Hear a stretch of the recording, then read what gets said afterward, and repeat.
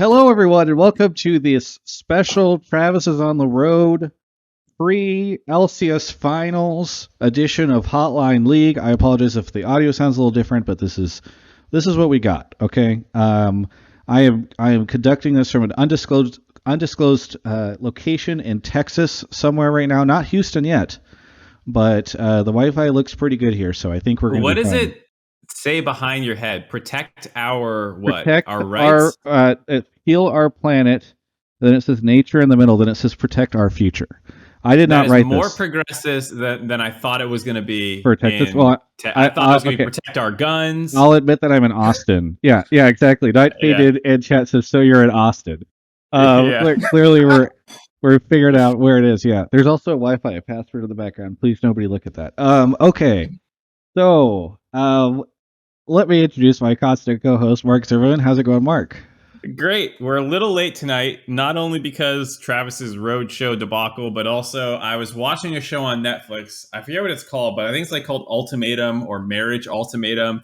It's a reality show, and basically the premise is one person who wants to marry their partner says, if you don't accept this marriage, we're going to go on this show thing, and you start dating other people to see what it is that you're they're missing for why they're not accepting the proposal, so it's people have been in a relationship for a year or two going on this show, and the first episode or two is meh, it's kind of not looking like a great show, and then I don't know what episode it is, it's 3 or something, and shit goes down, and then every episode from then on just has some absolutely insane scene of just holy fuck, this is crazy, and I can't believe I'm watching it. So there's just some more drama going on. I was glued to my seat, and then Ashley is between episodes. She's like, it's 7:05, and I'm like, oh fuck.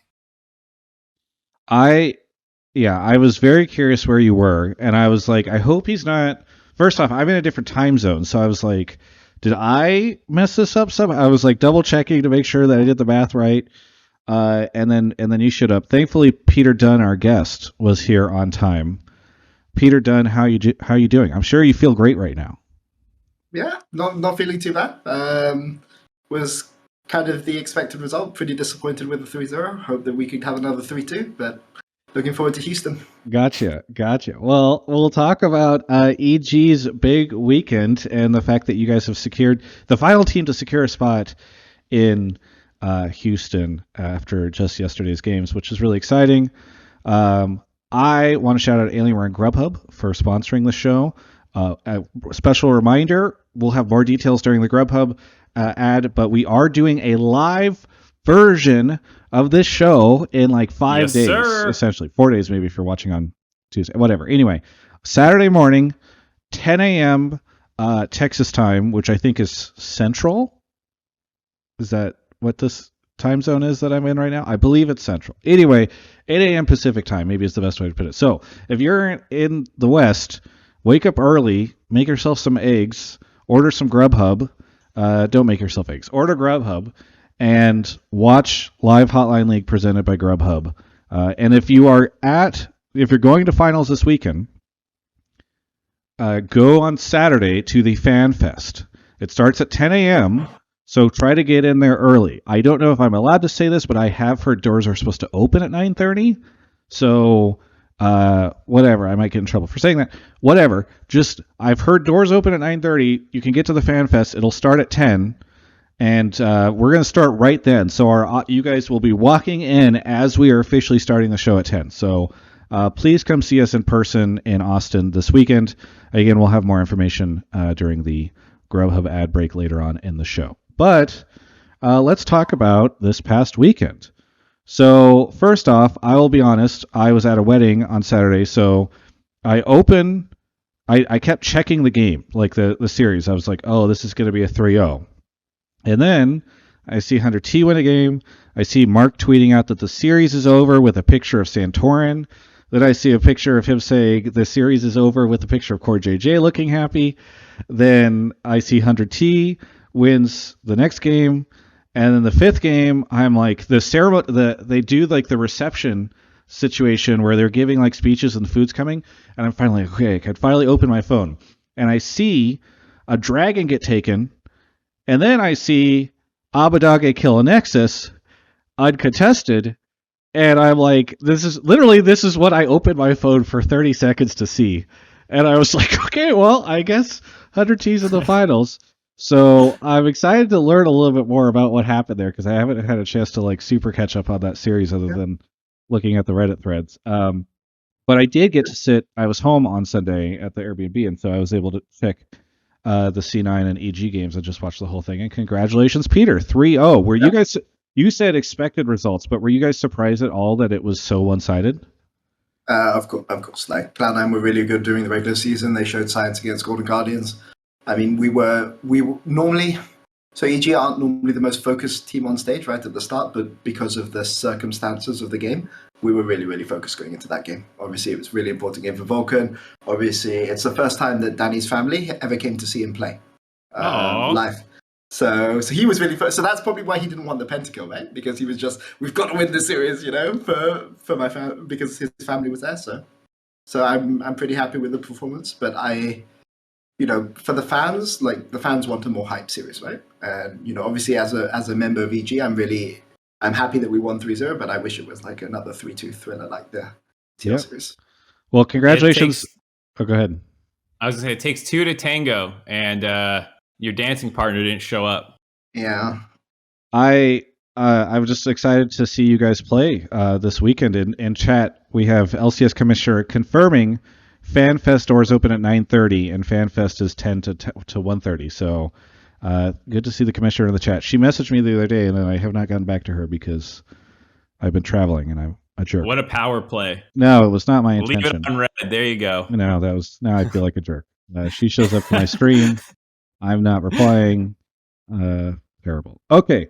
So we've got you guys competing. I guess, Mark, maybe we can ask Peter a couple questions, but before we get into the topics that we are going to be taking calls on tonight. But Peter, what Empire's in this. He's in the chat right now. He's in the show chat every week, and every week Mark and I would be very skeptical as the split went on about EG and if they were going to be good, and I bemoaned the failure of this roster to live up to it, and Empire was always like, they're best of ones, and like the team's got to come online, and blah blah blah blah blah.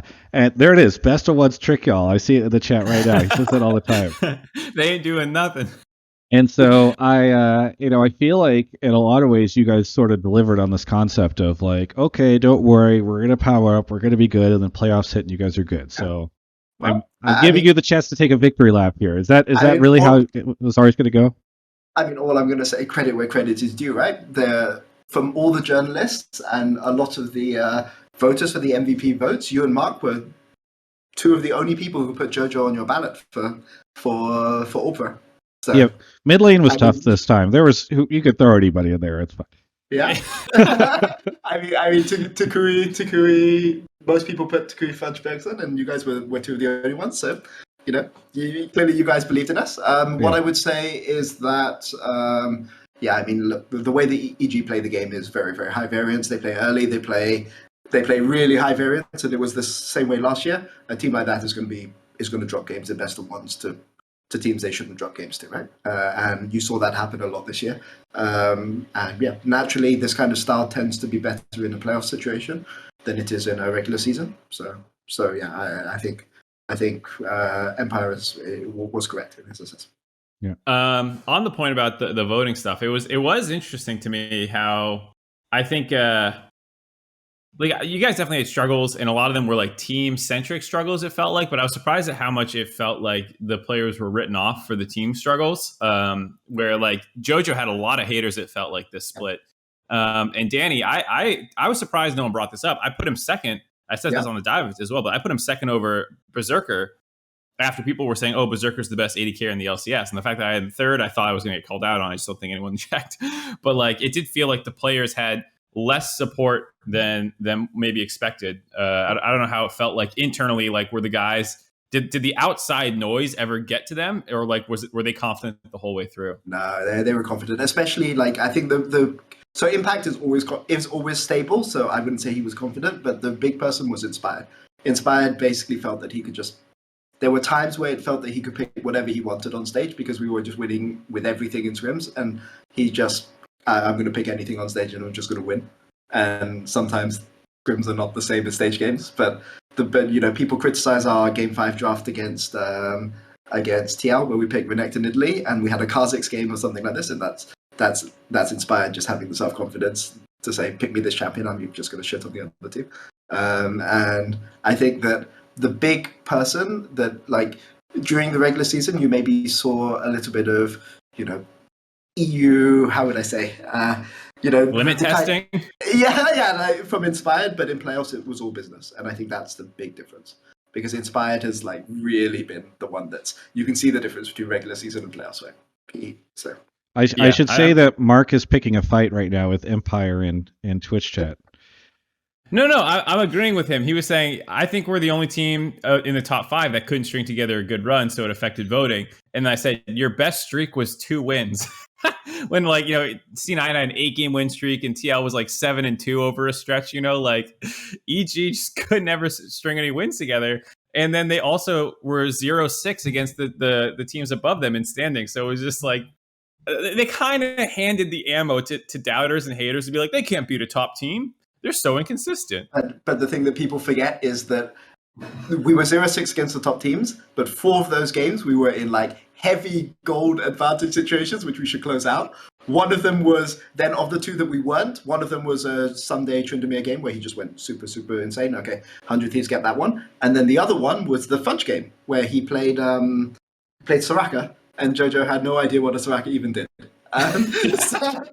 So I mean, we were 0-6, but 4 of those games were like, should have been EG wins, and one of them was the Soraka game. And sure, like 100 Thieves get credit, right? They get credit for that game.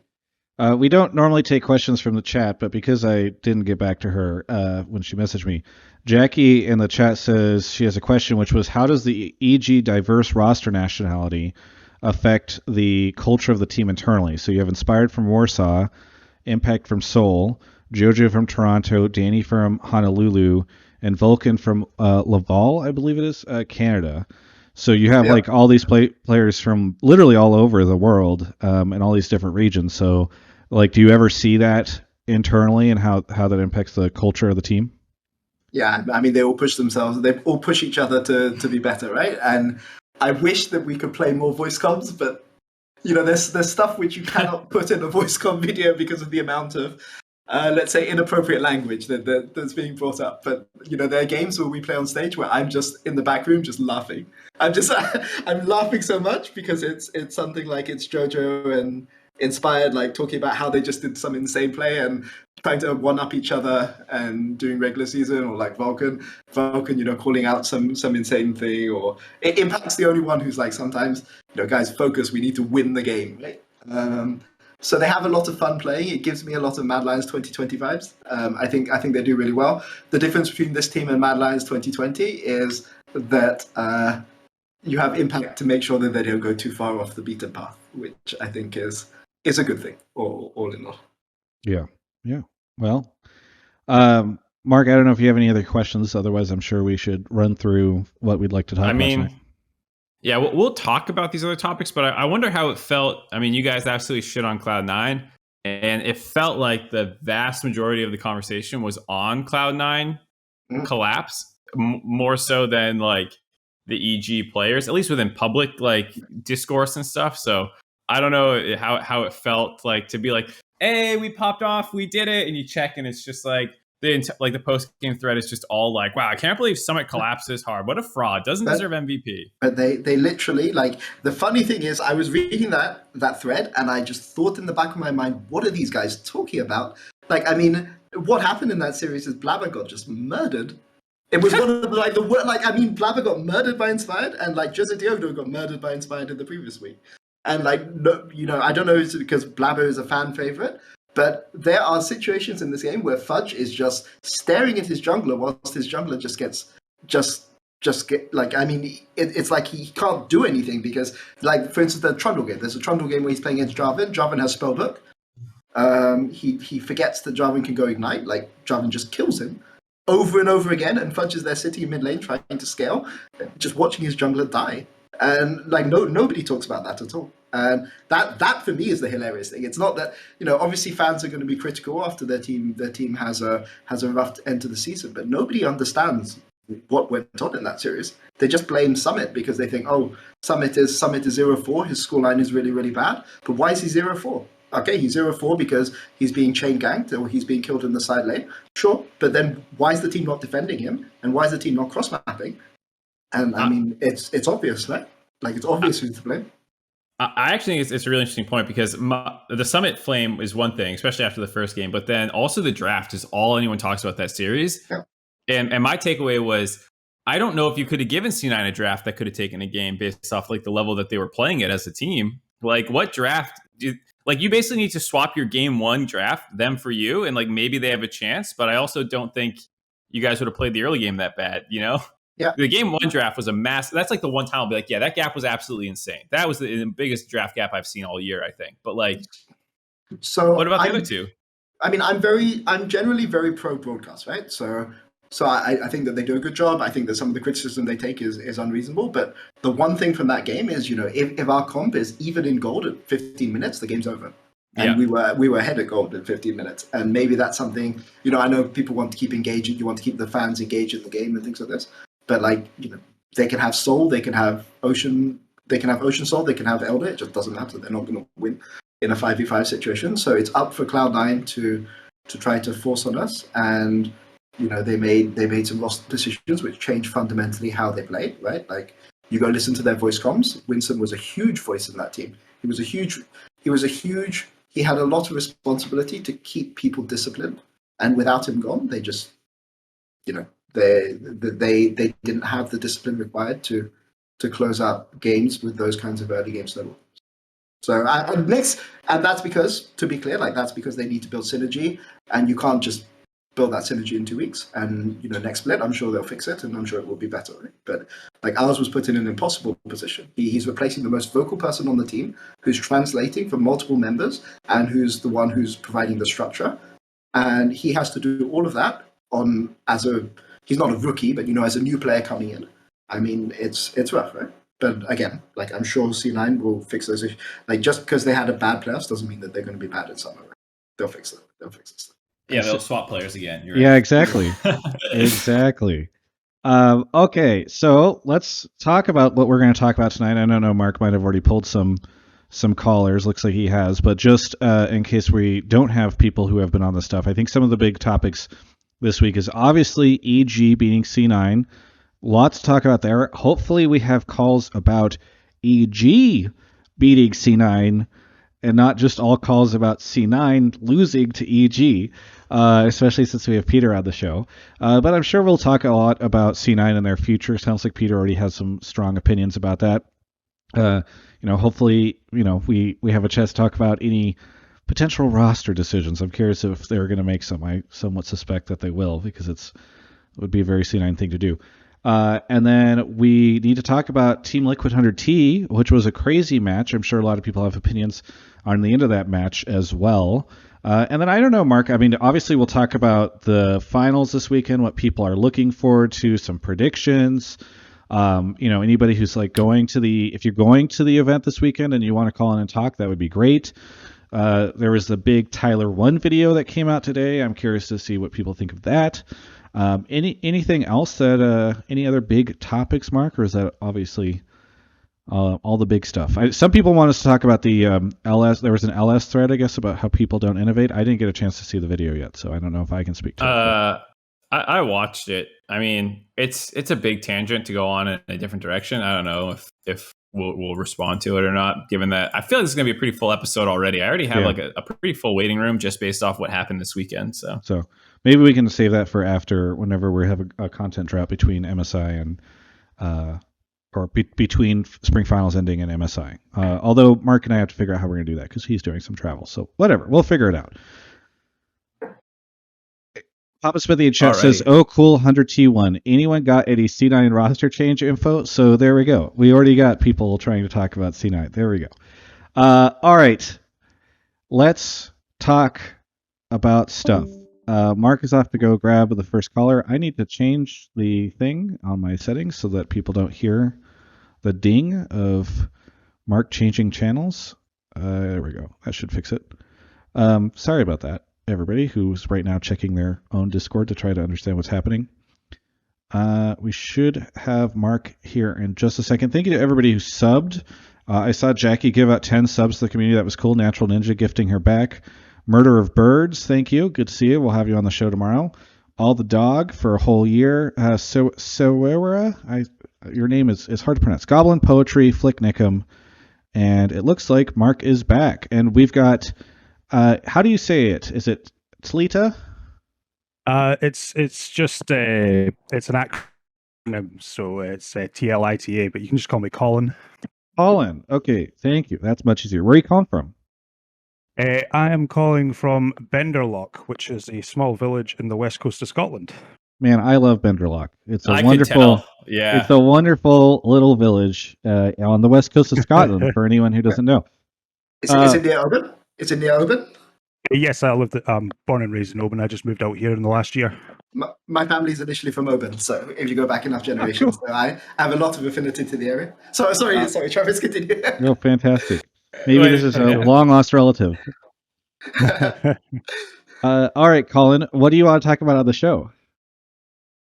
Yeah, so basically, I just wanted to talk about how EG, just over the last couple of weeks, they've just looked better and better. A lot of their issues seem to be cleaning up, and I genuinely think they're going to win finals next weekend. 100 Thieves are looking good, obviously, and TL are looking a little bit shaky after the 100 Thieves one.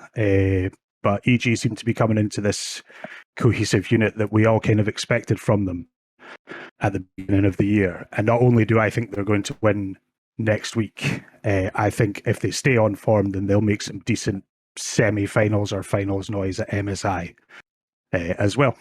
Semi-finals or finals. I love a call where we've got finals coming up, LCS finals, and the caller's predicting MSI finals a month from now. That's the Hotline League special right there. Okay, fantastic. So, what you want to give any additional context to why you have so much faith in them right now? Yeah, I mean, you can just look at the players that are on it. I think a lot of teams that, like in EG's situation, that would go to an international tournament for the first time tend to have shakes when they go onto bigger stages. You're not going to get that from Impact. You're not going to get that from Vulcan. You're not going to get that from Inspired. Danny and Jojo seem to be like an absolute enigma for being in tough situations for the first time in their careers, so I think they'll be absolutely fine. I think I did touch on Jojo's attitude being good for this scene as well in my initial take, which if he can just talk shit about other players after he's smashing, then we'll probably see something akin to Caps, the way Caps behaved when he first went to international competitions, which was he was just calling up Faker before he went into SKT best of fives, so hopefully that'll be the same. And obviously attitude's a big thing when guys get to these situations. So I will say, I don't know if I have a favorite for this weekend, but I do love the idea of Jojo going to MSI so he can tweet shit about Faker, I feel like, before their match. I think that would be very enjoyable to see. So I'm with you on that. All right. At a Korean MSI. Yes, exactly. Oh, he's not going to leave the building alive. Make sure no one knows what room he's staying in the hotel. He's going to get shit delivered to him from catering. Check all his food for anything that shouldn't be in there. Yeah, it's not about leaving the room alive. It's about sending a message. Gotcha. Jesus. Okay. Anyway, all right, Peter.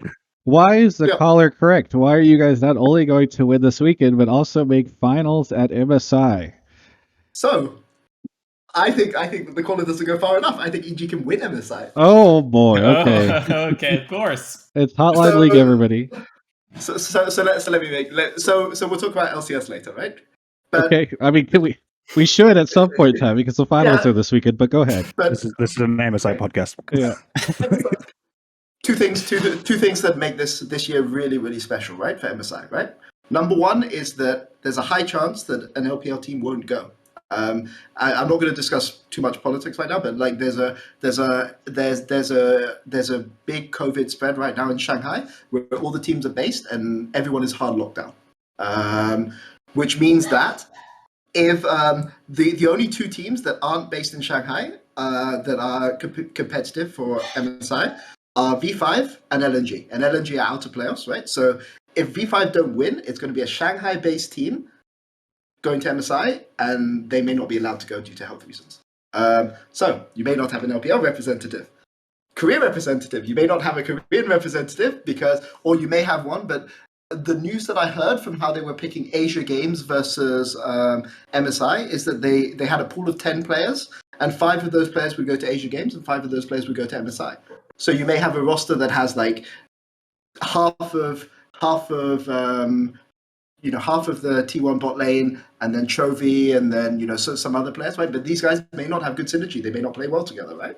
So maybe Korea is going to be weaker at this MSI, and who else is left? G2.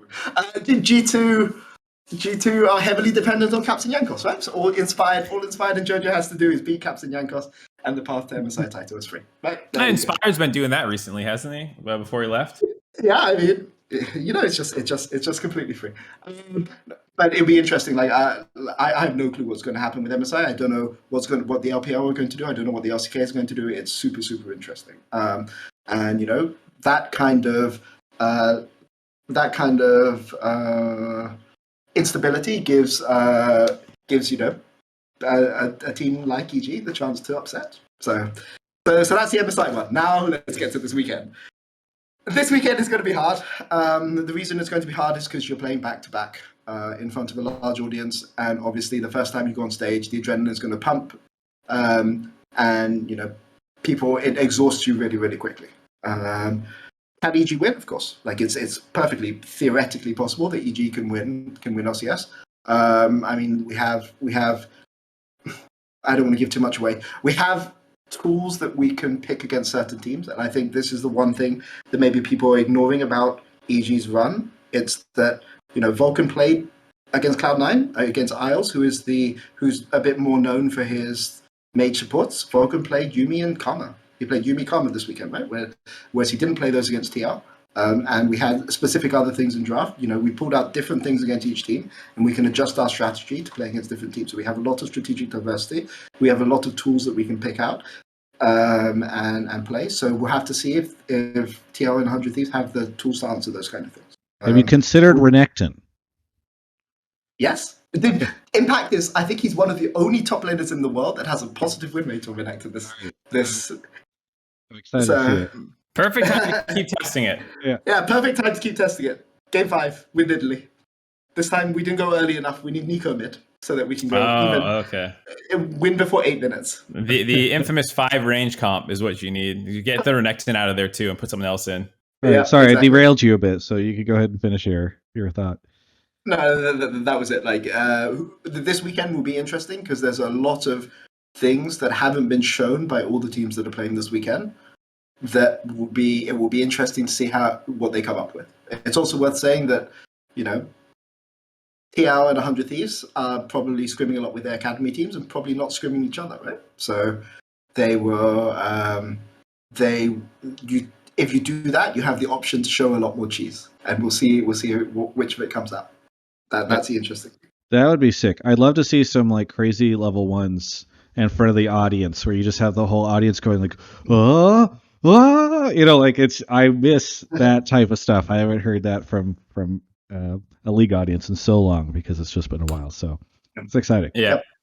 I like the point about the strategic diversity. It's one of the things I was giving credit for after watching the FlyQuest series and heading into this past weekend. I was like, well, at least EG has shown like diversity in terms of level 1s, in terms of the aggressiveness with which they approach some of the games, or if they think they're better, they can play slower. And like, I think that's going to be pretty important for given the quick turnaround time that you already are experiencing multiple play styles a little bit, whereas I think some teams are like, oh, we're just doing the thing that we're best at, or at least don't seem to branch out quite as much with overall identity. So I don't know. I'm fairly confident on EG. I don't quite know if I'm calling MSI finalists right now. But Mark, how confident are you on them? Because it's not a bold thing to say, well, I'm not so confident that I won't call them for MSI finals. You're right. So I'm curious, how confident are you? Do you think you'll call them for LCS finals? Papa Smithy in the chat, of course. Is Peter Dunn going to be facing off do against... I even think they're going to make the finals is the real Yes, question. exactly. I think they got so lucky the first time to even go 5 against TL. Yep. It should have been over in 4 for EG, right? No, I mean it's close. It's hard not to pick TL, I think, just because name brand power. I'll need to think about it a little bit more. But so one thing I will say that I'm a little annoyed at is, again, on the concept of how much drafts get attention, is in that TL series where they were beating 100 Thieves. They were like, it seems like the community's like, oh, their drafts were good for the first 2 games, and then they were shit, and then they lost. And it's like, well, also 100 Thieves was playing like dog shit for the first 2 games. Like, their players were on stage in the interview afterward talking about how bad they were playing. And then 100 Thieves, like, why are people giving so much credit for the turnaround to like TL's drafts becoming bad, and not for like, oh, 100 Thieves actually woke up and played really well? And so that bugs me a little bit, that I think people might be overrating TL a little bit because they beat up on 100 Thieves 2 games where like Abadaga was asleep at the wheel. You know, like, I don't know. I feel like TL might be a little overhyped by the community. They did win the close best of 5 versus EG, but people were talking about that series like, oh, it should be a slaughter. And then, just because they went up 2-0 against 100 Thieves, like, oh, they should have 3-0'd that series. They just didn't draft like idiots. And I'm like, well, what if 100 Thieves actually showed up for game 1? You know, like, I don't know. I mean, I think TL's in the interesting position where it's really hard to count them out, because if you think about it, it's like, okay, this is a team that finished right up at the top in regular season, and then you look at their lineup and you're like, wow, they're really, really good players, and then they got edged out from finals like in a 5th game. And so it's like, it's really hard to look at all that and be like, yeah, I don't know if I buy. You know, it's like, it's just, they've got so much in their favor just in terms of what they've accomplished so far and what the players are on that team, that it's like, who's going to look at that and count them out? You know, it's not like a Vitality or something like that where you're like, yeah, they got great players, but like they just never came together. It's like, clearly this team is good. So it's just really going to be fascinating. I think this is what's really fun. It's one of the first times where I'm trying to remember a like weekend where we're going to playoffs weekend and there's not somebody that people are like, okay, this is definitely who's going to win. You know, I feel like you can make pretty good arguments for all 3 of the teams. Yeah, sometimes the 3rd place match is a snoozer, but I don't think it is this time. I forget. I asked you earlier, Mark. Or no, you said you did reply. You said I think so. But maybe Twitch Chat can help me, or Peter, you can help me. Is this the first time that we're missing 2 of TL, TSM, C9, and CLG in the top 3? I believe so. Oh, no. There was the EG FlyQuest C9, the one where Cloud9 stomped everyone in spring, and it was FlyQuest EG. But you guys, correct me if I'm wrong, you weren't. Isn't this the highest placing you guys have ever gotten? Like, you've never made a finals weekend before, I thought. No, we have. It was off-site, so I don't think it counts as. But there was one. So the first year that EG were in the league with Jizuke, so the year before I was coaching them, they made the final. Like, it was FlyQuest. EG, people say spring 2020. Yeah, spring 2020. Yeah. Twitch Chat says. Yeah. But no one remembers it because it was during the one where everybody was just. Is that where Cloud9 was lifting the trophy and broke it in their? Yeah. Yeah, that was the one. I remember watching that. Yeah. Okay, so maybe it's not as crazy of an event as I think it is. It just, to me, it feels crazy to just see, like, it's especially in a world where we end up with an EG 100T final. It will feel like what was it? Oh, we got a call about that too. Yeah, the Mad Rogue week in Europe. So, well, I don't want to jump too far ahead then if we've got a call about it, but I do appreciate you calling in, caller. If this ends up being correct, we will try to get your Scottish accent back on the line. But thank you so much for the call. I'll try to call in if it is. Yes, please do. But not if they win this weekend. You have to call in if they make semis or finals at MSI. That's where we'll give you the stage. Anything? Well, It's Go one or ahead. the other. If they win this weekend, they're winning MSI. Gotcha. Okay. It's well, if all the stars align like Peter says, then maybe I would agree that they've got a decent chance. Anything you want to shout out before we go on to the next caller?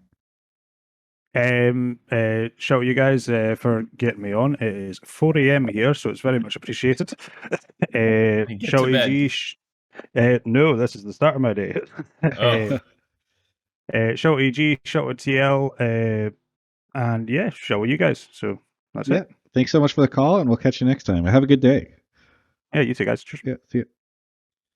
All right. We are on to the next caller. Actually, we should. Oh, never mind. Mark heard. Mark, are you down to take a break really quick? Sure. I Yeah, caught you the heard tail- you heard the hesitation at the end. I just looked at the time. All right, everybody, we're going to take a quick break to talk about Alienware. All right. I might be on the road right now, but I am able to stream this to you in a pretty good setup. I don't have like the sick microphone setup I normally have, but like I'm able to stream this, same bit rate, same quality, same everything as normal. We're going to be able to upload it on normal, and that's because I am using an X17 notebook from Alienware. Go check this thing out. It is fantastic. I just got it recently. It's the most recent version that they have available. And yeah, it is a beautiful machine. I've been using it over the past couple of weeks, over the past couple of days, I should say, and even sometime before then, as I was preparing for this trip, because I just got it recently, and I have absolutely loved it. It's been fantastic. I've been playing Genshin Impact on it. It can run Genshin Impact? No, but besides that, it can do a bunch of fantastic things. It's got, let's see, I think it's a 3080 Ti. I'm going to open it up right now just to double check, because I don't want to mislead any of you folks.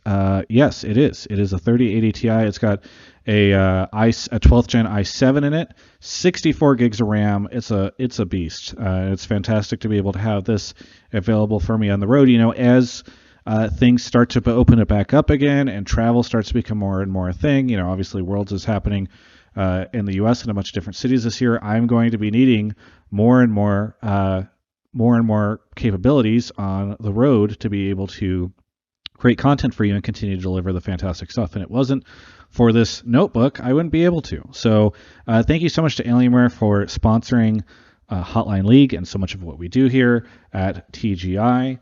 And we really appreciate their support. Please go check out alienware.com/Travis. We're working on doing a full revamp. I know a couple of links there are currently having some issues, but I think sometime this week, hopefully, we should have some brand new stuff over on that site for you. So alienware.com/Travis. There's a link in the description. Thank you so much to Alienware, and we'll catch you. Hopefully we'll catch some of you at this event this weekend, and you guys can let me know what wonderful Alienware products you have purchased over the years. All right.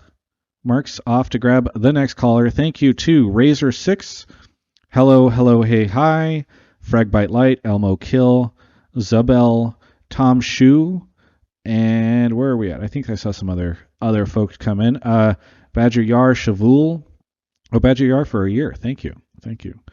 And a Waldorf as well for the subs. A couple more, and we'll get to those in just a second because Mark should be popping back in with our next caller. There he is. Old Cosmic Drive Stan is here. That's a long Discord name. Where are you calling from? LA. LA. All right, Stan, welcome to the show. What do you want to talk about? So I wanted to promote EG Files because I think EG Files this season has done a wonderful job of documenting EG, and TSM Legends has kind of been on. Oh man, you can just look at their titles in their list of TSM Legends on the TSM like playlist. It's all just it feels like a disaster, and I also think TSM lost a lot of important content creators. And Yeah. how many hours a week do you spend personally editing EG Files, caller? 0. Okay, I'm just kidding. You being in LA, where I assume EG Files might be edited, I had to double check. No. Okay, so what do you want to explain what EG Files is? Because I know that there's probably, I've looked at the numbers, they're climbing, I think, but there's probably a lot of people that are not familiar with the series. So do you want to explain what it is? Yeah. So I don't do video editing, but I like work in like entertainment for media, so I don't know. I just feel like their production has been really good. Like I think their opening is like a different like comic book illustration of like a screenshot of the players every week. And I think that's like Blender, and then they like project the drawing onto a book and they zoom into it and it transitions into a like into the shot that's from the video, and it's like that kind of like production level is like it's like all across. It's very consistent, and I also think that the music and like the tonality of the series is done very well.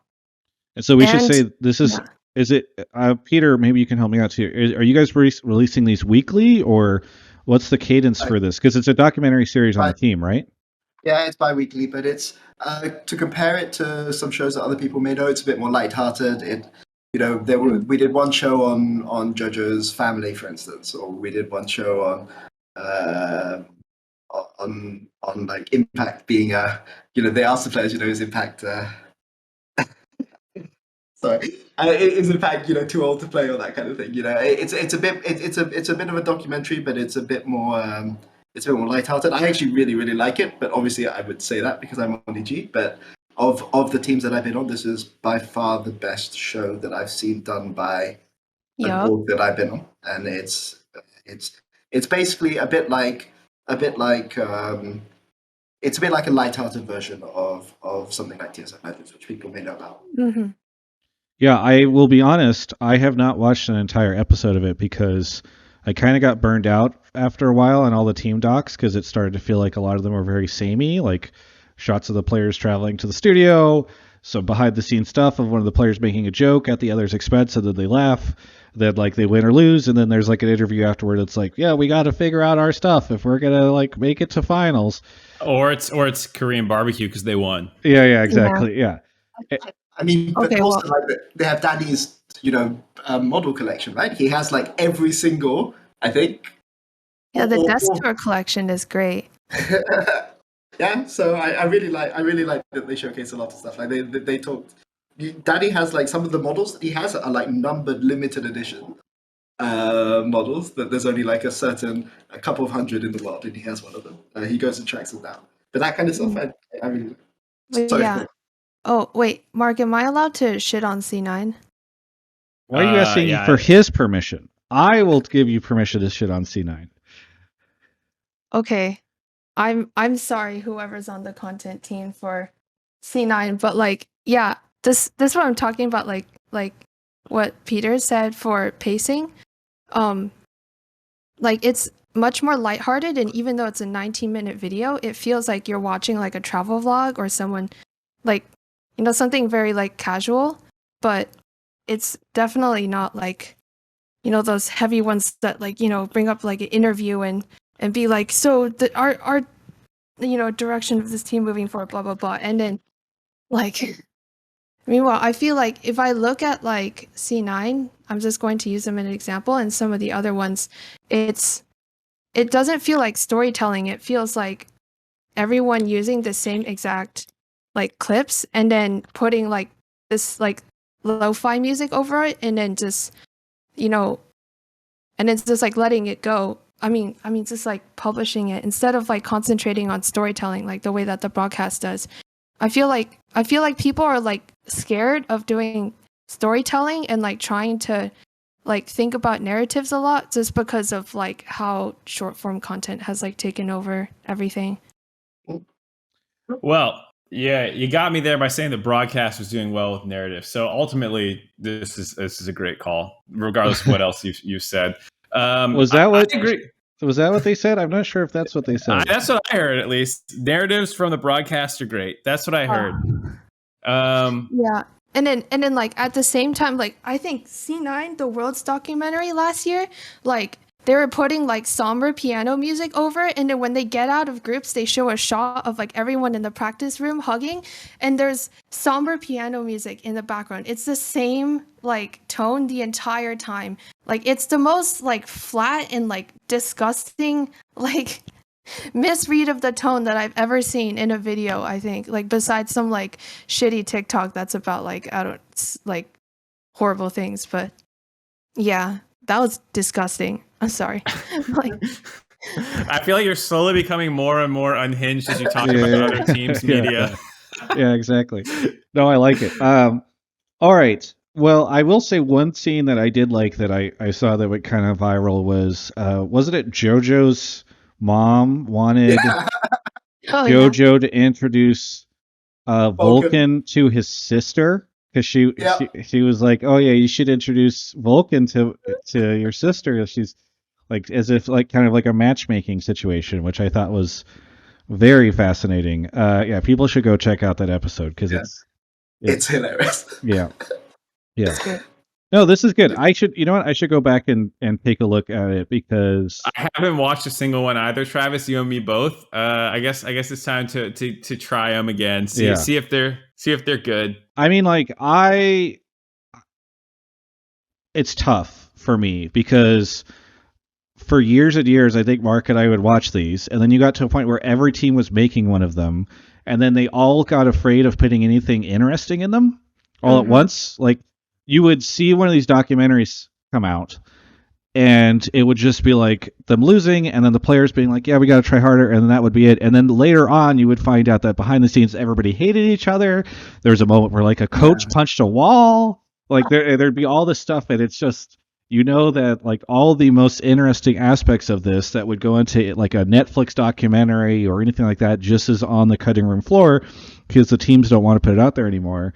And so it did get really hard to want to keep watching the content because it just became, you know, fairly formulaic. And I know we were just celebrating Breaking Point a while ago, which sounds like it was kind of on the opposite end of the spectrum of what EG is doing with EG files. But I think it's exciting to hear from a caller that is excited about team content because I think there's just not very much exciting stuff out there these days. Yeah, Travis, just add my final thing. I think that the big difference between, I guess, EG files and some of the other content that I've seen from teams is that the games are such a small part of the video.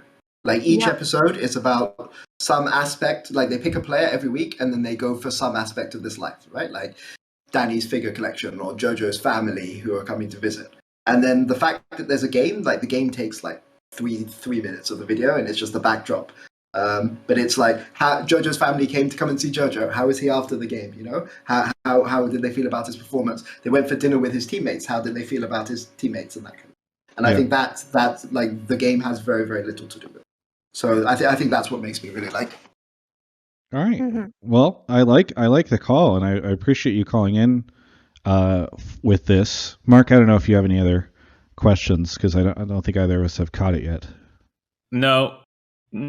My only note would be some of these naming titles could be a little bit splashier. Evil Runs in Our Veins is not inspiring me to click this, even though it's the one with 10, like the most views, because it's the JoJo mom one, I guess. But yeah, I'm gonna watch them now. They need better YouTube SEO, I guess, is maybe Mark's takeaway. They need big click mail faces. Yeah, that's what they need. Mark and I argue about this stuff all the time, so I'm surprised that I'm not surprised to see this conversation coming up, but yeah. I don't know. I think I would prefer these EG tiles over whatever the hell TSM had last year for like a split, and then they stopped for summer where it was neon colors and all caps, and it just it felt like I was looking at Mr. Beast's channel instead of like TSM. I will say, what's wrong with Mr. Beast? What the? Yeah, I do think Mr. Beast catching strays now too. Well, okay, well, like his videos are flashy. TSM videos are not flashy, and it didn't fit. Yeah.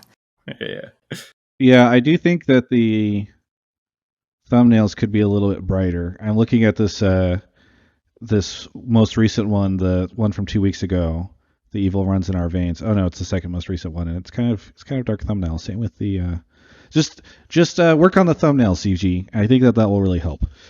Okay, caller, thank you so much. Anything you want to shout out before we go on to our next caller? I think shout out to, I think his name is Mix or Chu. It's a Vietnamese name. I don't remember.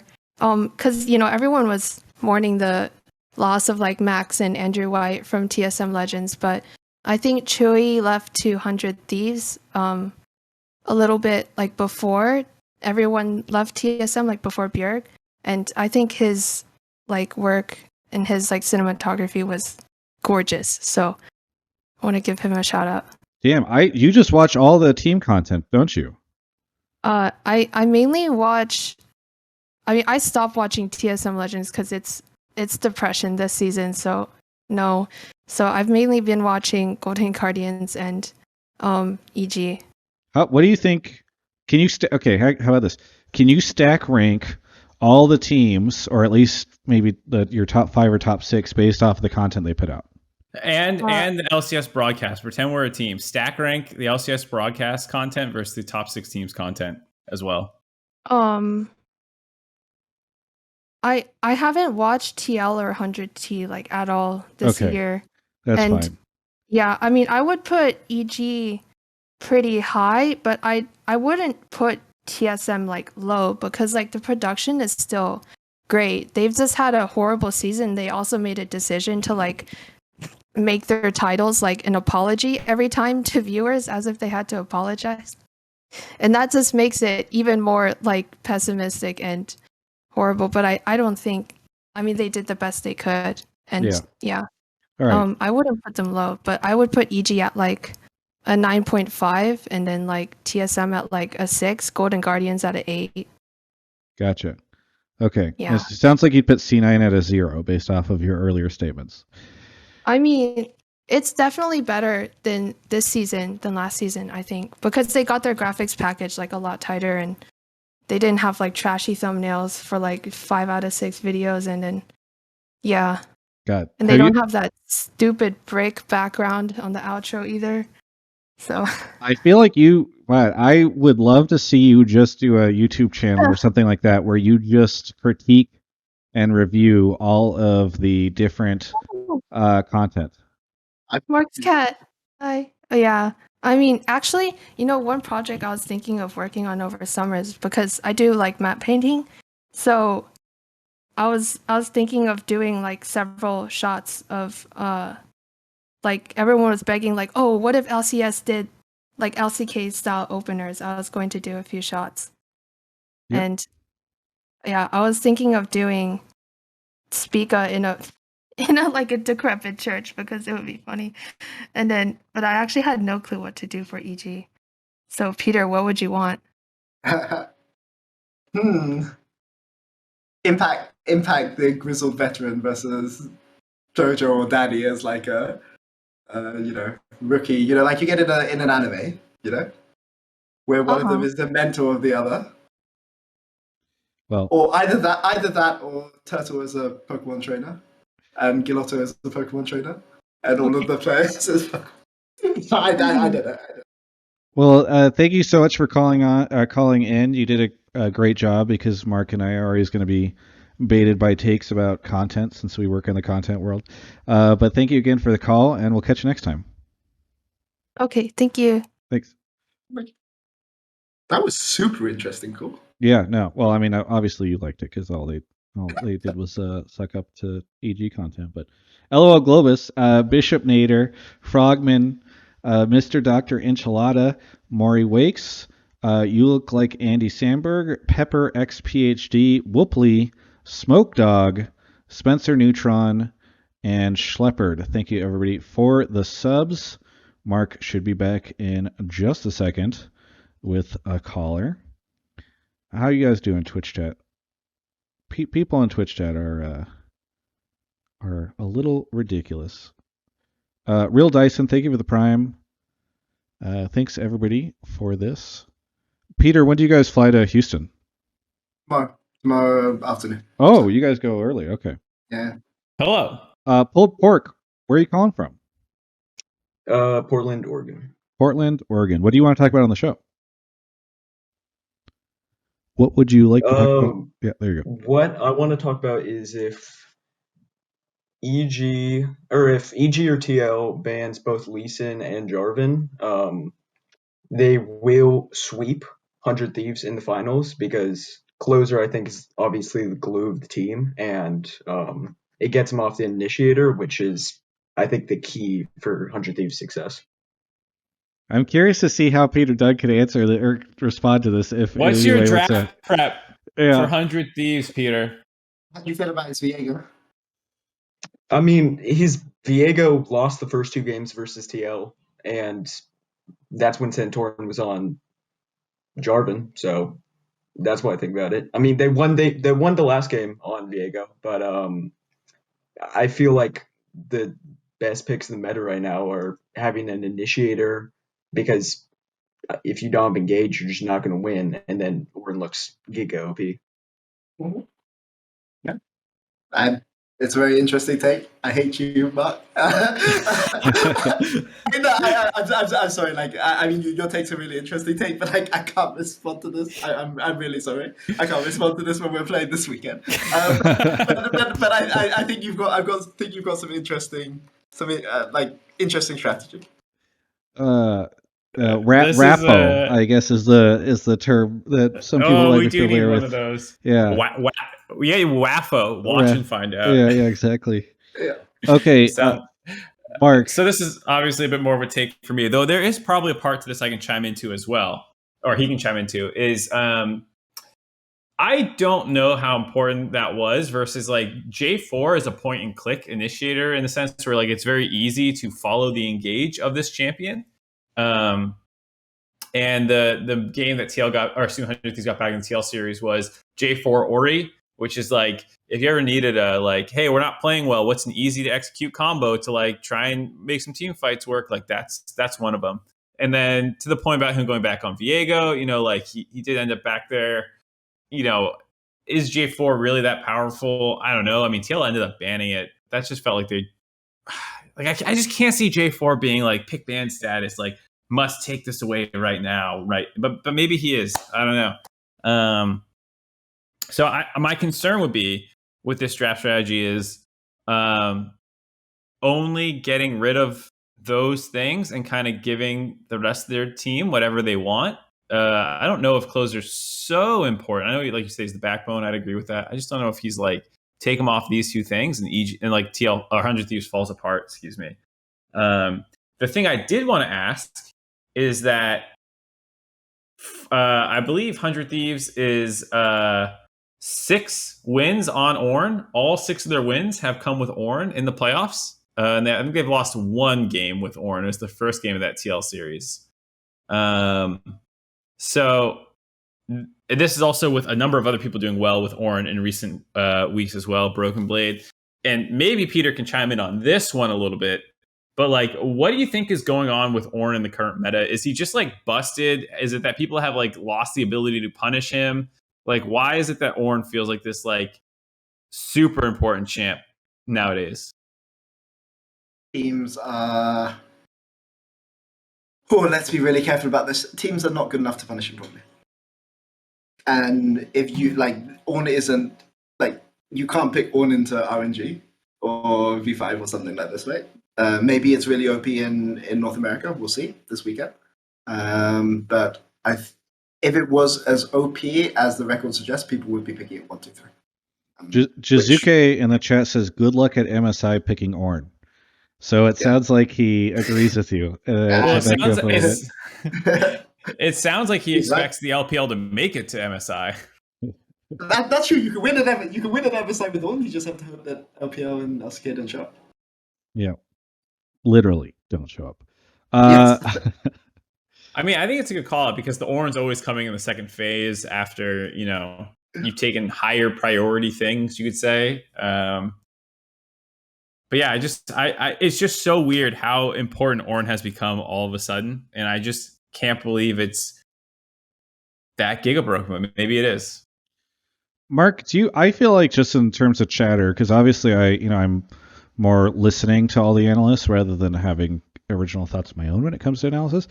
But it feels like there's been so much focus this year on, oh, this team just picked this over and over and that's why they lost. Or this team didn't ban this and that's why they lost. Or like just, it feels like there's such a huge obsession with draft. I know you kind of talked about it, I think, in a blame game, but do you feel like it's an unusual amount of obsession over specific picks and bans this playoffs compared to traditionally? I don't know about compares traditionally or not, but it's definitely happening. That was kind of what I was alluding to with my comments about the first, like the TL versus 100 Thieves games, where people were like, oh, TL lost that series because they started drafting poorly, and like not because 100 Thieves played, as Closer said, not like humans. They weren't playing like humans for the first 2 games, and then they started playing like humans. And like no credit is given to the play. It's just, oh, they drafted Graves Soraka, so of course you're going to lose. Duh. Stuff like that is the conversation. And like the funny thing about that series is 100 Thieves go like pretty late game with like Orin, Zeri, Silas, Viego set. They lose that game. They instantly go like way more early game oriented with the Vex and Trinomir and Leona, like more about like dive and playmaking.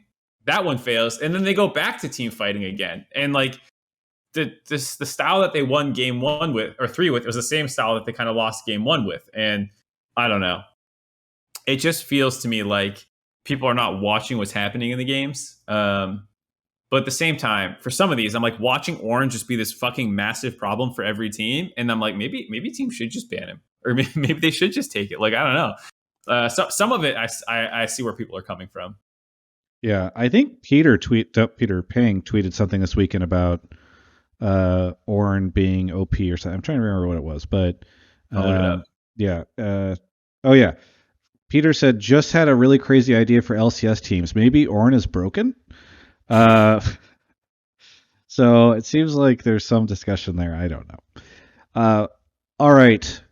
Caller, thank you so much. I know we kind of went off on a tangent. Mark sometimes picks calls to advance his own agendas, and I think that's it was also just to see what Peter would do. He sidestepped it. Sorry, PulledPork. I'm really sorry for not giving you a proper answer, but yeah, that's it. I'm sorry. No, it's all good. It's all good. Do you have anything you want to shout out before we say goodbye? Shout out. I got a couple things to rattle off. The Blame game, JLXP, the Dive, and Hotline League, just for like producing league content about NALCS. I mean, I usually watch at least 3 of the 4 weekly, and they're all usually pretty good. Yeah, the ones with Mark on them, I think, is the ones that you watch, right? You don't need JLXP. You just watch those other 3. Mark, are you doing a blame? There's a Blame game coming this week, right? I just realized I haven't seen any chatter. Yeah, I messaged Juan about it. I was doing my taxes today. It's a nightmare for me, you know. So it's coming. It like kind of spoiled the topic a little bit this episode, if you could tell. Just get an accountant. I can put you in touch with my accountant. I don't trust them. You trust your own ability to understand the U.S. tax code more than a person who's been certified? I rip through TurboTax, and at the end of the day, whatever they say goes, and I step away from it.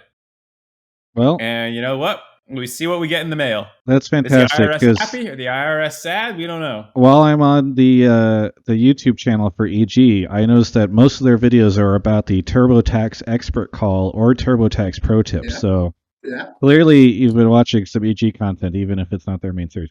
PulledPork, thank you so much for the call, and we'll catch you next time. All right. Someone asked, and I have to defend myself, why are taxes hard if you're just doing it with TurboTax? Well, because I'm an independent contractor, and so I get W-2s, 1099 divs, 1099 MISCs, Schedule 1Ks, Schedule K1s, 1Ks.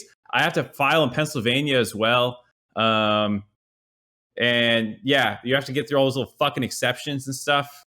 It's hard, all right? It's hard. I'm not going to ask you why you have to file in Pennsylvania, because I'm concerned about the... I'm not from PA. I'm from Massachusetts. All right. I don't want to know the details. I don't want to know about how you're... What were those files that they found? The Panama Papers or something? That's Mark's going to be in there. Mark has several offshore accounts that he's taking all the TGI money and putting it there. And once they find out about his crypto... Oh, he's back. Iscaf is here. Iscaf, is that how you say your name? I forget. We've talked about this before.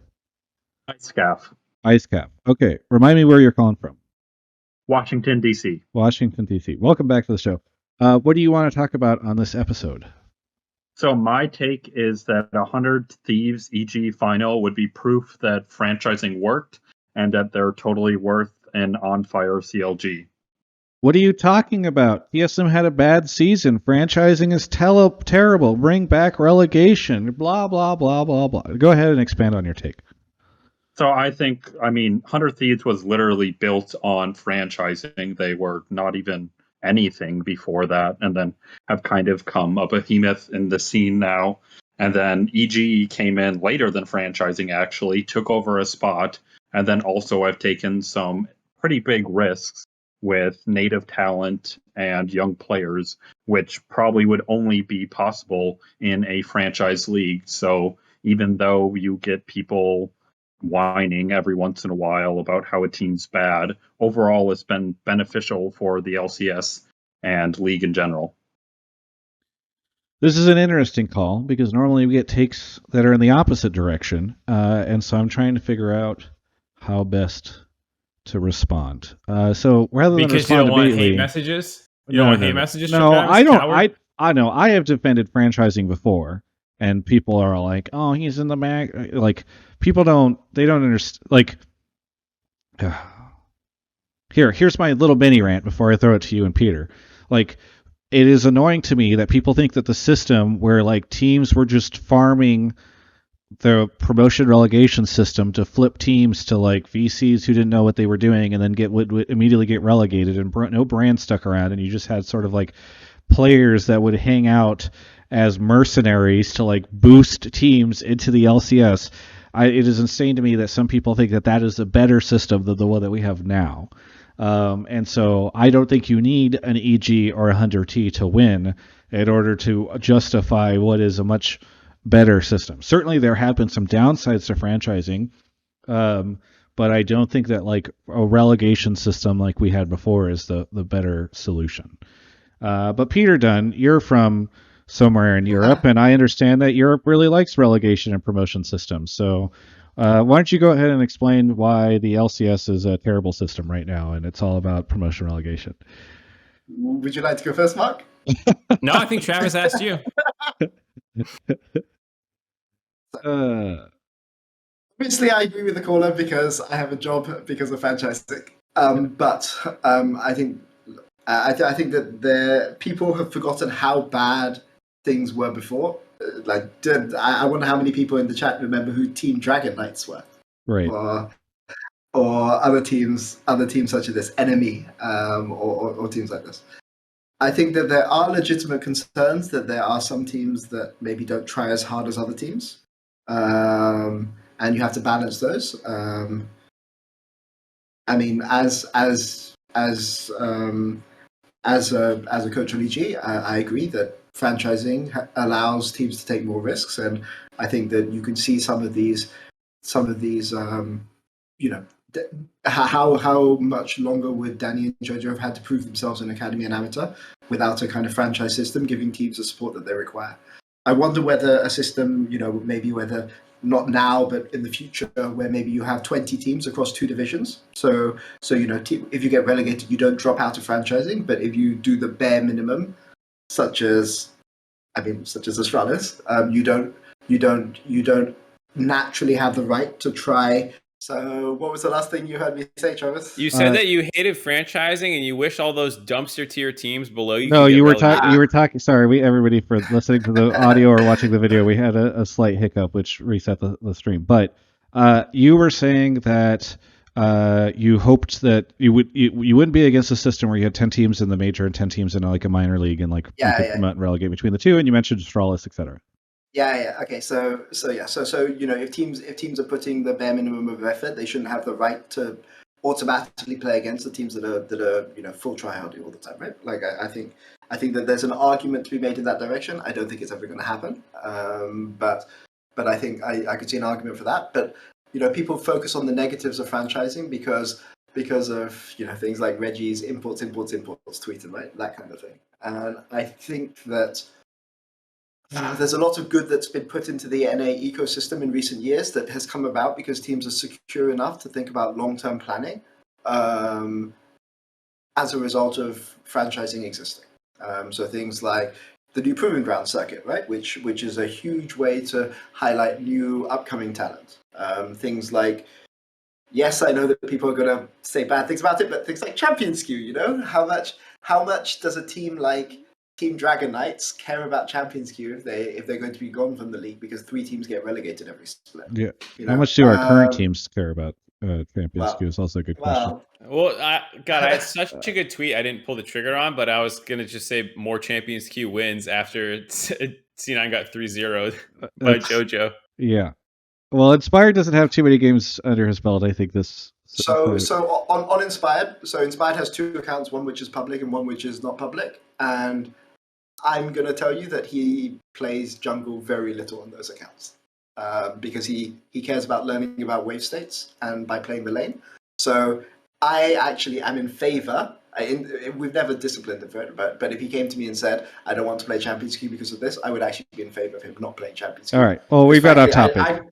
I don't want to see him play mid or top. You know, I respect Inspired. I think he's insane mechanically, right?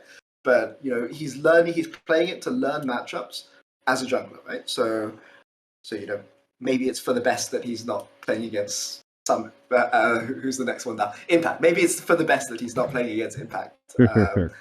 But back to promotion relegation. Yeah. Okay. So you think it's good? Oh.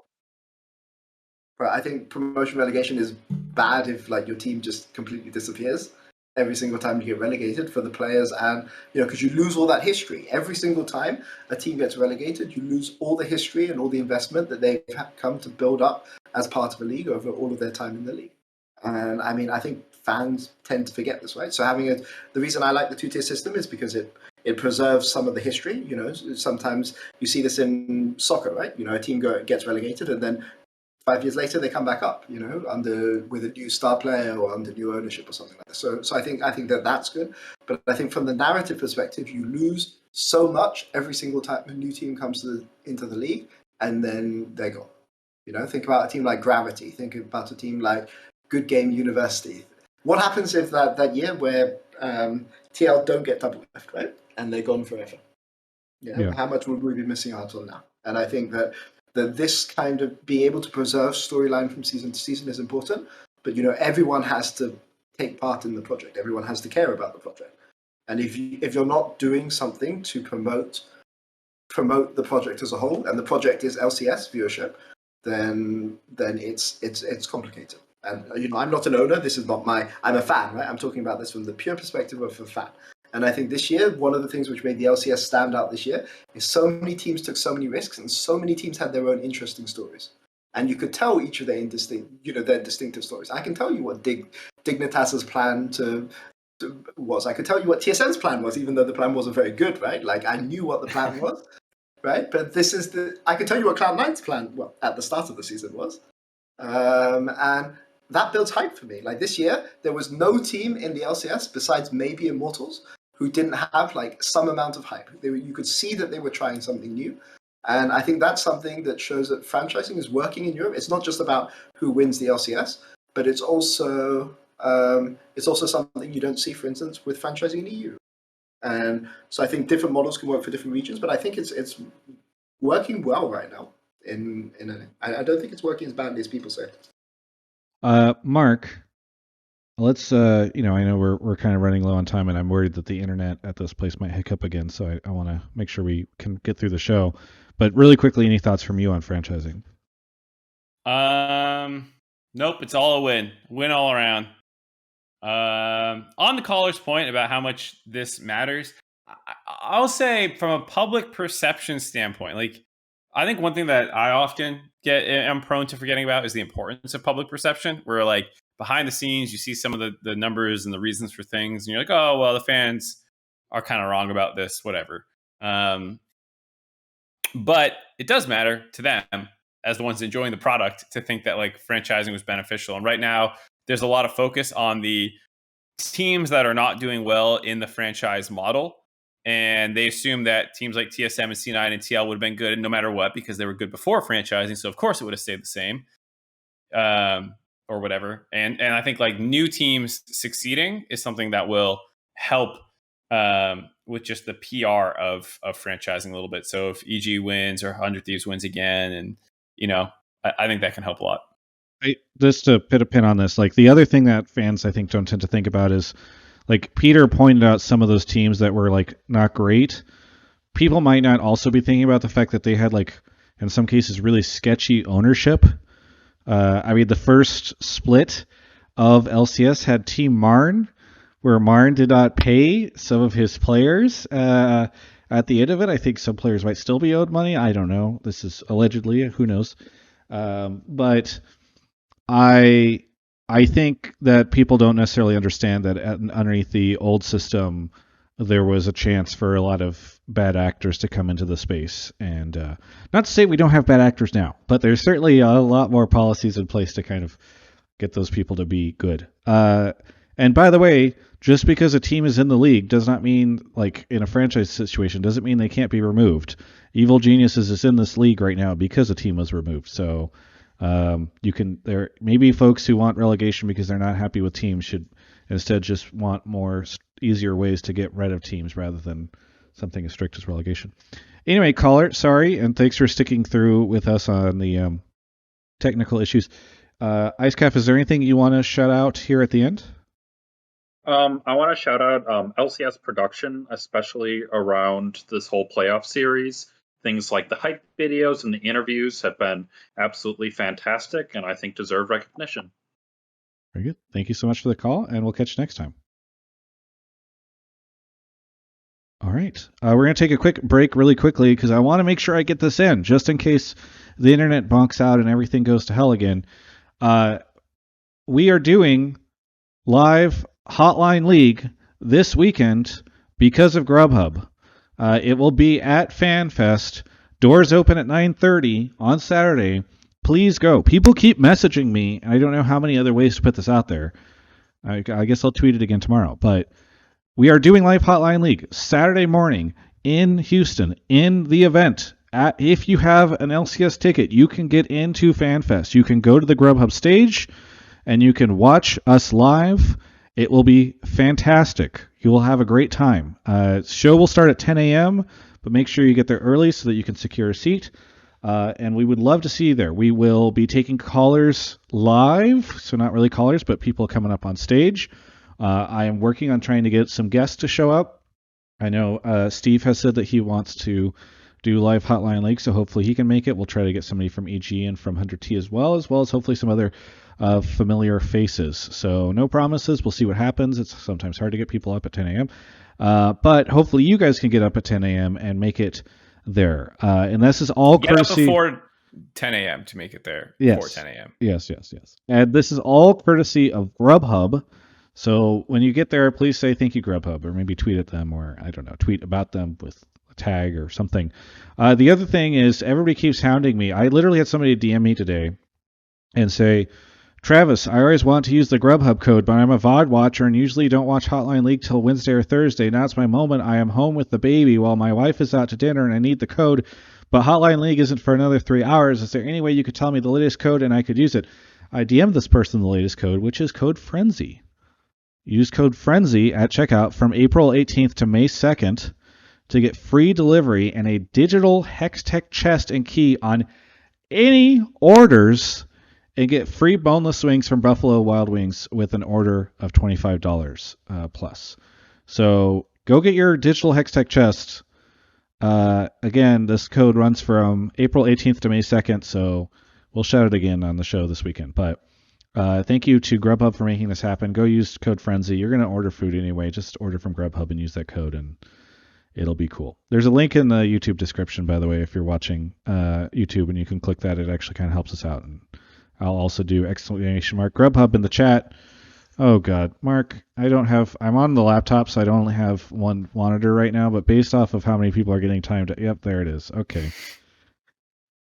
You know, I'm just trying to do the sponsor read, and you've got to just let it go. Just let it go. You've got to ruin the show by. There was a tweet that got 2,000 likes because of the fan sign that said "Cat for Kobe" this weekend. Have you ever looked in the mirror and realized you're the fucking villain? You know, like, do you ever have that moment as a villain where you're like, "Wow, I'm the evil emperor that everyone's trying to overthrow right now," huh? Mark, I am the hero of my own story. Okay. Anyway. Gechao is here. Is that how you say it? Gechao? Gechao? Good chow. Gechao. Where are you calling from? Redding, California. Redding, California. What do you want to talk about on the show? Yeah, so I wanted to talk about the C9 collapse and like what they should do or shouldn't do. Finally the C9 caller. So I don't think they should actually make any roster swaps. In fact, I think they should probably swap Winsome back in for Isles.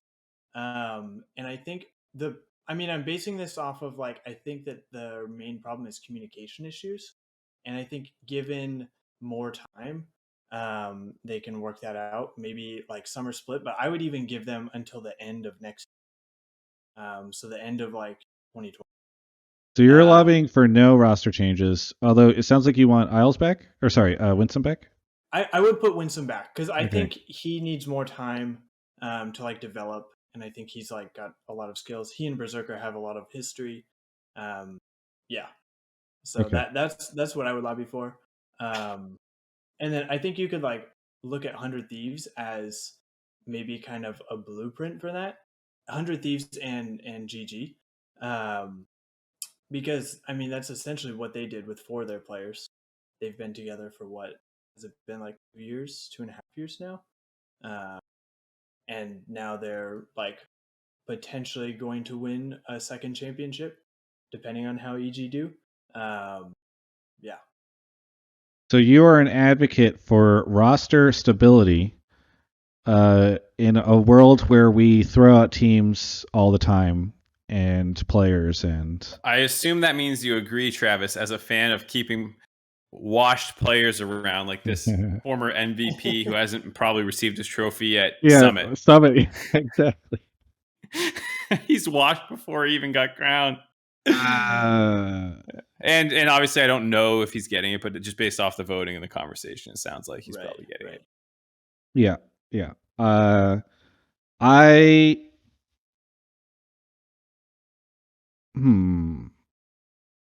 This is a tricky one, Travis. Do you think that they should, because you're always the guy who's like, the roster instability is killing the LCS. Don't you think that, like, by definition, assuming that he does become MVP, don't you have to want to keep him, Travis? Yes. No, 100%. No. Here's the thing.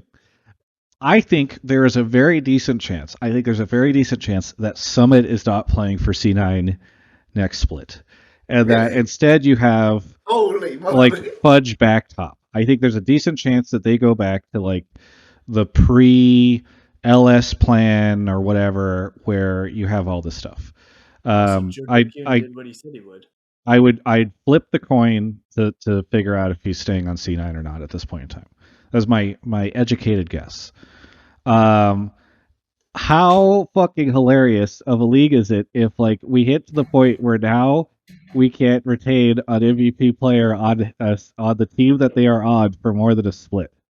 Like, I almost want it to happen, because at that point in time, the thing that I have been harping on for multiple years now, which is the insane level of roster instability in this league, will be so fucking apparent that like it's so ridiculous that like I hope at that point in time the conversation finally breaks out beyond sort of my own YouTube channel and all that stuff, to a point where like there are decisions that are made, like the paradigm shifts, the conversation shifts, and like people start to call for more roster stability, which I think would be very good, both for the future of the league competitively, because I do think that, by the way, you can have a team that like doesn't win one split and they can potentially get better and win the next. I know it's crazy, but also because like I think it's a huge contributing factor to the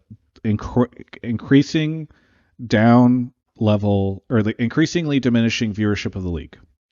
Like, let's say here's a theoretical scenario for you guys. Theoretical scenario: Niski joins Cloud9 and Fudge goes back top. Theoretical. Let's just say it could happen. I'm not saying it is. This is not a report. Please don't go make a post on the Cloud9 subreddit that says Travis says this is going to happen, right? But it's not that crazy to think about. It is, in my opinion, not that crazy to think about. It's something that I could totally see being plausible. We will have had a situation where you have Niski join LCS, play on a team, leave the LCS, go back to Europe, then come back to to the league, be if not an MVP contender, then like a contributor to like Blabber getting MVP the year that he was here for Cloud9. Then be like, never mind, guys. Did we say Niski is cool? What we really meant was Perks was cool. Then you bring Perks over, you do all this build up around Perks, then Perks fucks off back to Europe, and then you go, by the way, did we say Perks was cool? What we really meant was Fudge Mid is cool for like an entire split, and then at the end of the split, you're like, we get it. Niski is back. You've done this song and dance many a times. Let's talk about this actual roster, because Peter, tell me there's not something wrong with this team. Isn't there something wrong with them a little bit? Well, I mean, there's something wrong with your take, Travis, which is that Cloud9 have Copy in Academy, who's really good. I mean, at one point in time, I heard they were considering running Copy in the off season, right? So like, it's not I'm not saying that that's what's going to happen, but like, yeah, like that's another possible scenario. You could totally see it occurring.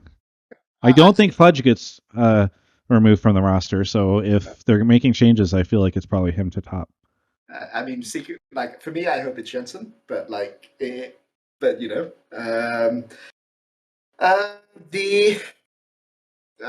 mean. All right, so leaving Travis's. Yeah, take his thing out about the whole bad for viewership thing. Who cares? Let's talk about it from like analyzing C9's perspective. Like, is this a roster? Because this is what the caller wants as well. That you feel confident running again? Because I feel like, given the swap at the end, given the collapse, it feels like a team that's pretty mentally boomed, and you have to not only like. You kind of have to get back to the point where you're one of the best teams in the league again, because only 3 teams go to Worlds. This is a roster that's obviously trying to get to Worlds. It feels like, and you're 4th right now. You're on the outside looking in. Like, does this team look like, you've been in teams that mentally boomed before, I assume? Yeah. Does this look like one of those situations? I mean, take a 2-month break and come back fresh. I mean, like, sorry, it's so crazy to me because I mean, there's no way Cloud9 are going to drop Summit. Is there? I mean, I don't know. Maybe Travis knows stuff that, I mean, it would be so ridiculous. Although, like, for me, I as a coach in the LCS, I feel cheated that I didn't get a best of 5 series against LS, because I would have loved to play against LS in a best of 5 series. But yeah, no, I agree with you. Like, I agree, if Cloud9 drop Summit, then you have to really, really question what they were doing with their scouting this offseason. If they're gonna like give up on the project after just 2 months, 3 months. Yeah, I mean, I have a feeling it would be less about, if I would, like, I've been on teams before where you play a year together, you kind of mental boom as a unit at the end. Let's take 2 months off. Everyone will surely mentally reset. Surely. And then clueless, fucking first week of scrims, people are right back at each other's throats. And you're like, yeah, maybe I just shouldn't have assumed that like time heals all wounds. Maybe some people just don't want to play together again. And like, this could be something where Summit doesn't like being in North America, or this player doesn't want to play with that player. They think this, whatever it is, like sometimes it's beyond the coaches or the organizational scouting.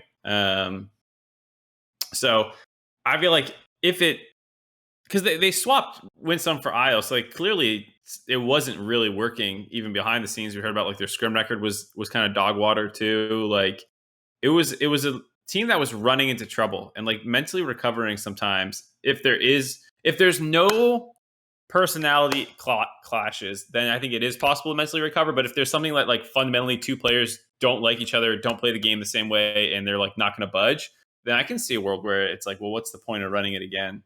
Sure.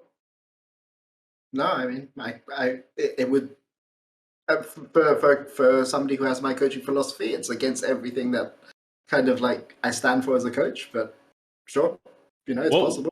What would you say to them then? Let's say like 2 of the players don't like each other on this team. You're just like, get over it. You're friends now. How do you like untangle that knot? Just don't talk with each other. Just don't talk to each other outside the game. Just focus on what you guys need to do, right? If you hate somebody, don't think about them as a friend. You don't have to be friends with everyone on your team. I've been on teams where every player hates each other like a huge amount, and the only reason they're trying is because they don't want to be the one that everyone else is judging for being the worst player on the team, because they don't want to be judged by people that they hate.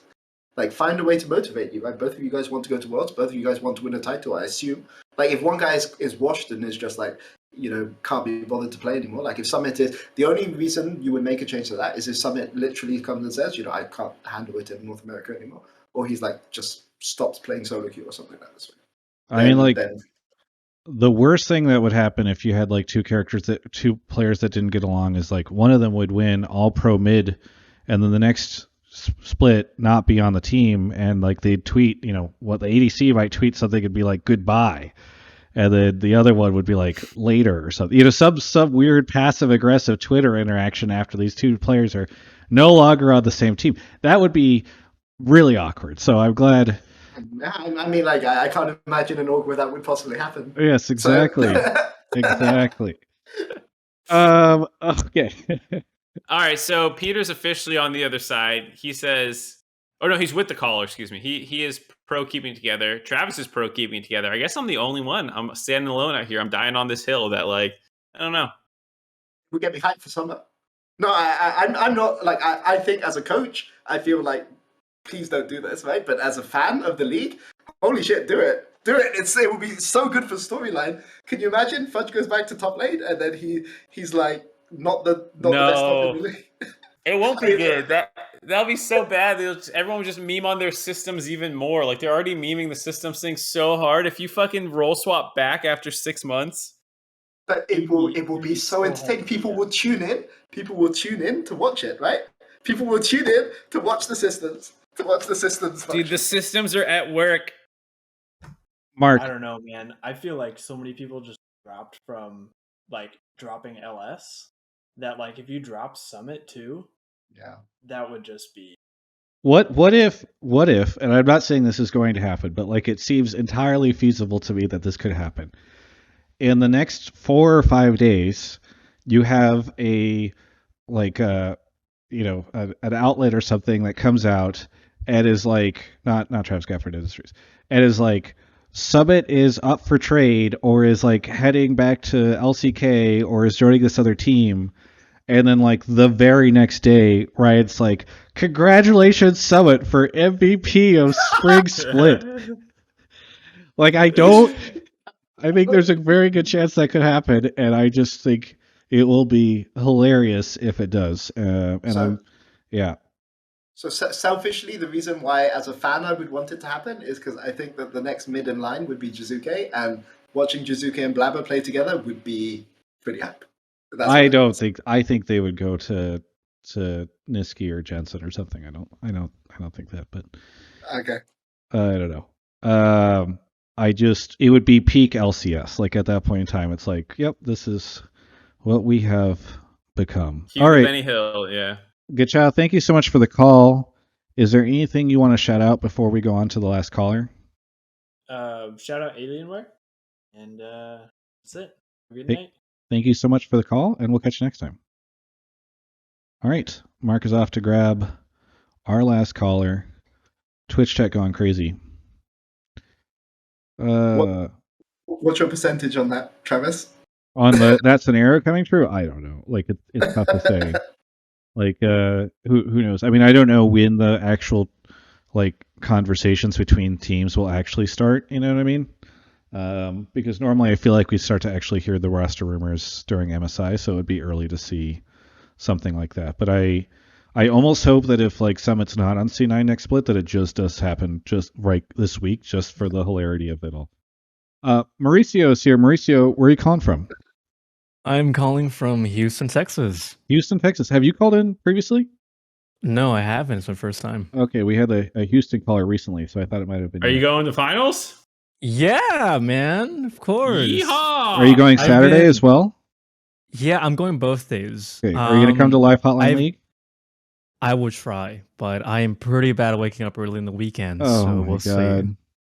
Yeah, I've been playing League since like 2012, and I have just been waiting for the day that they host a tourney at RNG or Energy. I'm sorry, but you can't get up to see us live.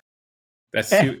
Mauricio, I will for try 10 and make it. years, I will but try and it's make it. too Mauricio, much. I gotta say, unfortunately, I'm a bit of I go to sleep really early, so we got to wrap up the show. It was nice having you on, Yeah, no but I problem. can't. I have a hard time staying awake to have No, the you're last good. caller You're on the good. show. So good night. I will. Good night. catch you. No No. problem. Well, no. What do you want to talk about on the show?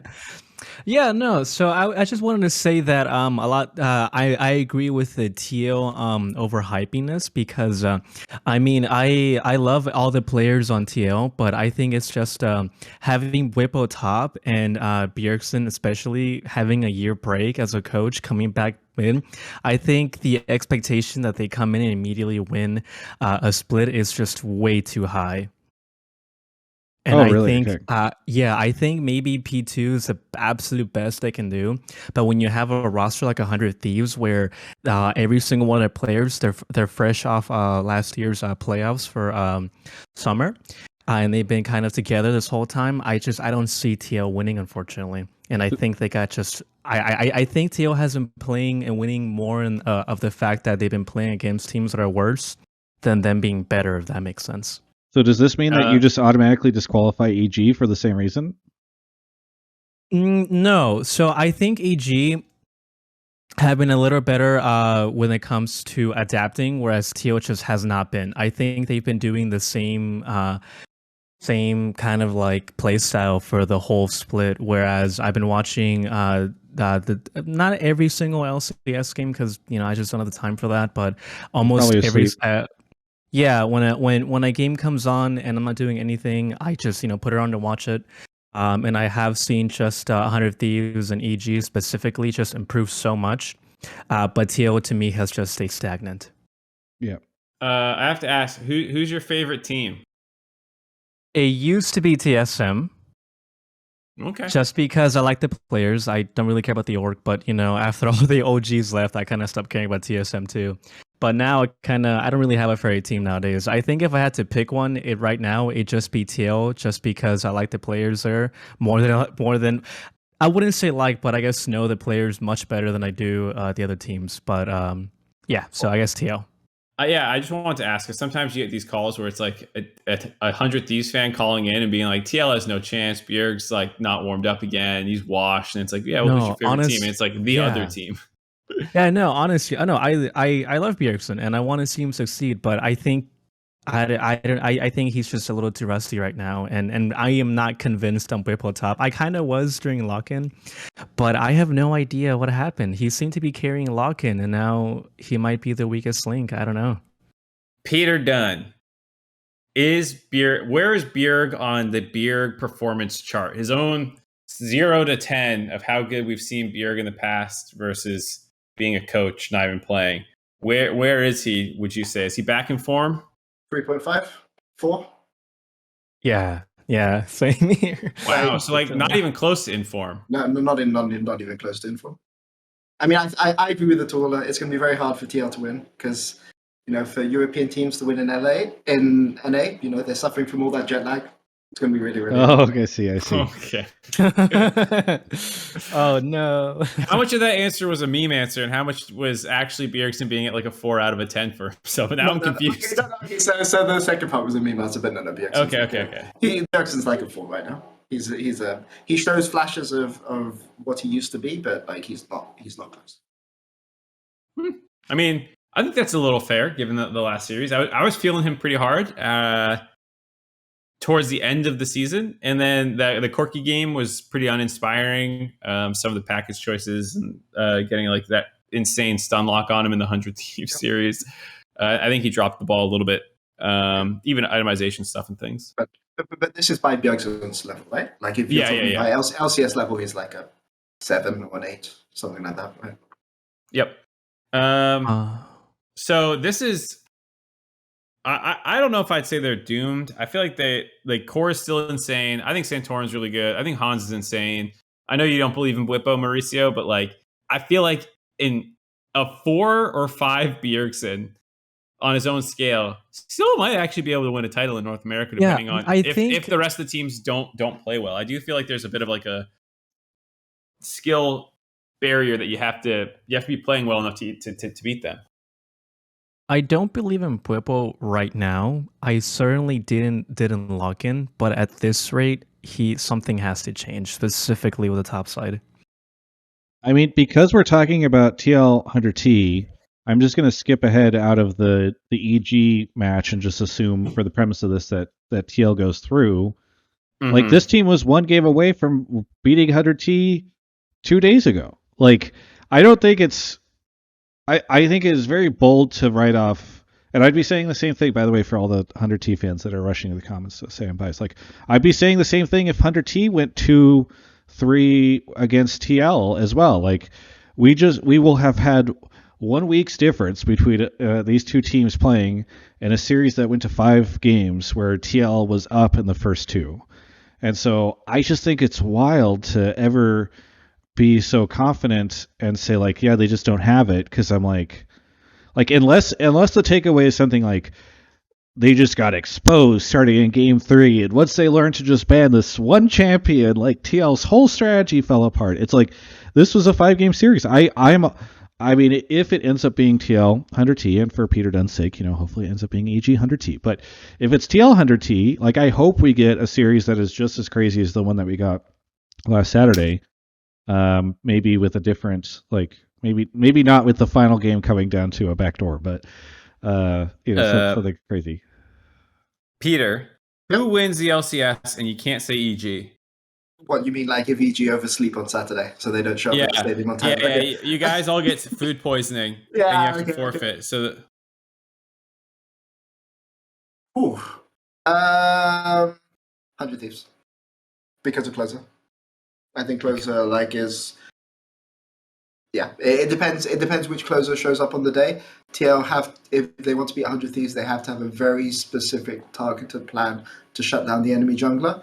And Santorin has not historically been somebody who's very good at that. Well, we had the caller earlier that gave the ban rule set to allow you to do that. So just take what our first caller had. Yeah.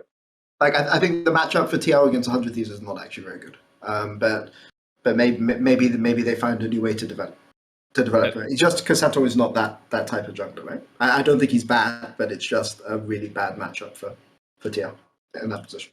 I was going to ask if there's any rock, paper, scissors thing going on where, like, this team beats this team beats that. You guys beat 100 Thieves, but you lose to TL, but then TL loses to 100 Thieves. Do you think there's any of that, or do you think it's legitimately just like 100 Thieves is a better team than TL right now? I know you mentioned the matchup versus, like, Closers is more explosive than Santorin, and Santorin doesn't really contain him, like these kinds of things. But do you think it's matchup, or do you think it's just like skill level too? No, I think it's matchup. I think the top 3 teams, the split, are all really, really close right now. So I think matchup will have a big difference. Will have a big impact. Cool. All right. Well, that's our prediction call for this weekend, I guess. But Mauricio, thank you so much for the call. Anything you want to shout out before we see you at Live Hotline League on Saturday? Shout out to Grubhub for coming in clutch now that the Texas weather is coming in, because 90-degree weather is insufferable to wait in my car to go pick up some food. And shout out to Riot Games for finally, or Low Esports for finally coming to Houston for once. And shout out to my wife for supporting me in my dumb League hot takes. Fantastic. Well, again, thank you so much for the call, and we will catch you next time. Thank you. Have a good night. Yep. All right. That is the show. Mark, anything that you want to shout out? Shout out my cat. He's the best boyo in the whole world, even when he's not being the best boyo in the whole world. How do you have a favorite between the two? Whichever one's in the room is my favorite. Okay. The other one, I don't know where he is. Not my favorite right now. Shout out to whoever made that fan sign. I know she retweeted it, but I don't know her Twitter handle. That was great. Travis is a villain. And I'm excited for Houston. I got a busy schedule. We need to figure this out, but I'm actually going to visit my family directly from Houston in Europe somewhere. And then, it's like I don't know when we're going to find time to do Hotline League or the Blame Game and all that stuff after finals, but I'll need to figure out a time. Yeah. So I guess presumably there will not be a Hotline League next week because Mark will not be here, which I found out today. And so that's, the me too. Dynamic that Mark and I have where I found out today too. When was I supposed to tell you? You found out you were going straight from Houston today? Yeah, definitely. think Peter, what do you want to shout out? Shout out to broadcast, to LCS broadcast. I think that a lot of the stuff that they put out this split is really, really awesome. The remix of the LCS theme is like one of my favorite songs that I've heard as a hype song. The promo video for the season was really, really insane. And like one of the callers mentioned earlier, like the hype videos that have been coming out of LCS, as a connoisseur of hype videos, dating back to the early days of OGN, I really appreciate what's coming out there. Thank you to the EG fan base for having faith in the team project, especially those that weren't willing to throw JoJo aside after 2 bad weeks of the LCS for Jensen. And hopefully we can continue to justify your faith in the team going into this weekend, going to MSI and going into Summer Split. So thanks for your support. Thank you to everybody. Please come see us this weekend for a live show. If not, please tune in on this channel at 8 a.m. Pacific on Saturday, because if this show gets like 400 viewers on the live broadcast, I don't know if we will ever be able to do another live Hotline League ever again. So please tune in.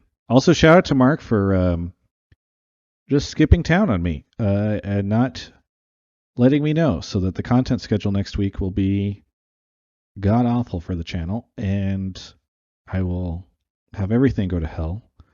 And it's that I'm going to be driving over to Houston on Thursday, so hopefully I have a safe travel. I'm trying to think if there's anything else I need to shout out. I feel like there was something else I was going to say this episode, and now I can't remember. Shout out to the people that are subbing right now. I will get you afterwards. And that's the show. Catch you on Saturday morning. Bye.